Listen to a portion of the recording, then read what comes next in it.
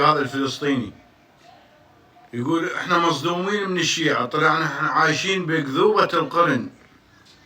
الشيعة أوفى الناس بالعالم العربي والإسلامي. شاهد هذا المقطع الفيديو واعطينا رأيك به. طلع الإسلام عند إخواننا وحبايبنا وتوج روسنا الشيعة اللي هو الصح. أنا بدي أثبت للجميع والجميع يفكر بس بالعقل. هو هيك مش موضوع سنة وشيعة، بس إحنا من وإحنا صغار الجميع يعني أنا إنسان فلسطيني تربيت بفلسطين، بس من وإحنا صغار في مناهج المدارس أخذنا فكرة في التفهيم، فهمونا إن الشيعة كفرة والشيعة كفار والشيعة بيقولوا نزل القرآن على سيدنا محمد بالغلط. أي إحنا بعد 7 أكتوبر بنتفاجأ في